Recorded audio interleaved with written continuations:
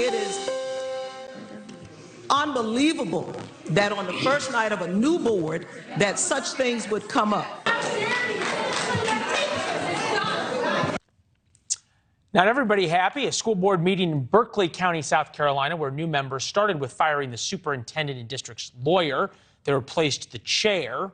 As you heard, not exactly totally popular. Tuesday night was the first night for 6 newly elected board members endorsed by the group Moms for Liberty, and they didn't wait to change things.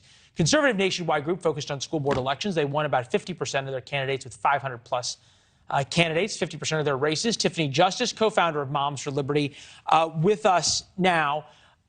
There's a lot of criticism that this sort of happened just a little too quickly for everybody's feeling that there was deliberate thought put behind it. That's interesting. I mean, who would be shocked that the people in power wouldn't like being taken out of power, I guess? I mean, we're talking about school board candidates that have been keeping a list and checking it twice. These aren't newbies who just woke up one day and decided to run for school board. These are engaged citizens who are watching what has been happening in the Berkeley County School District and didn't like it. So now you have new school board members that have been elected in communities across the country because voters are tired of the status quo of failure in our public schools. Change, sir, is long overdue. Yeah, we covered the school boards in Loudoun County and across the country sort of as the shoe was on the other foot. You do say change is coming. Elections have consequences, no question about that. Is this about politics and the culture wars, or is it more about the education of kids? Have you seen the data? Did you see the NAEP scores that just came out? Sure, we did a lot of 2 years on of lockdown. Yeah, you did. 2 years of lockdowns and mandates have shown us that our children are doing worse than they have in the past 30 years. It only got worse since 2019. In 2019, 2/3 of the children in America's public schools were not reading on grade level. So the idea that somehow this has something to do with politics is ridiculous. I think it's just an excuse for educational failure. And the truth of the matter is that parents are taking the wheel in public schools in America, reclaiming school boards across America, and we're going to put the focus back on student achievement where it belongs. You say reclaiming. If it wasn't parents who were on the school boards before, who was it? Teachers unions, the K-12 cartel. Okay, so you feel as though the school boards didn't have the students' best interests at heart? No, I think those teachers unions have supported school boards and school board races for a very long time. They took in $575 million in dues in 2021, the majority of which went to political activism. And so, no, sir, I don't think school boards in general have had children's best interests in heart. I served on a school board for 4 years.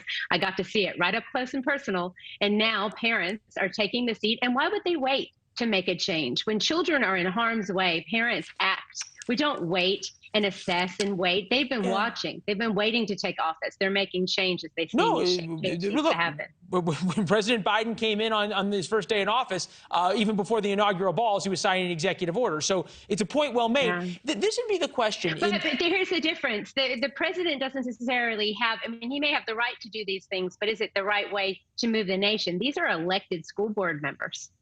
These are people that have been chosen by their community. The president would be elected too, but it's a debate for a different time. I guess the question I think that we had, thought it was interesting, some of the things that were done, but when you have these school boards that are taking on social issues, for example, banning CRT and the like, then it says the next question, what books are we going to ban? Then we've had cases where there's a number of school boards that were taken over by activist parents, fine, who all of a sudden started talking about banning books about the Holocaust.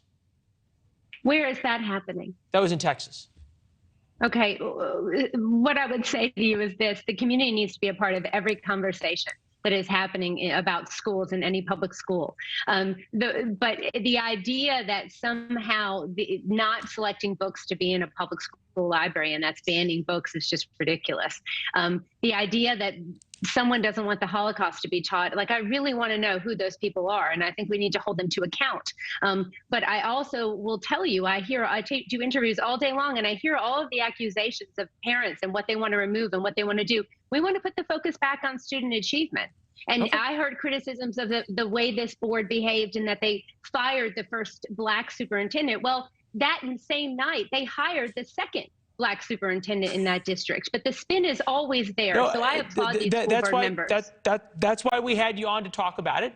Thanks for watching. Go to newsnationnow.com to find NewsNation on your television provider. And don't forget to subscribe. Click the red button to get more of NewsNation's fact-driven, unbiased coverage.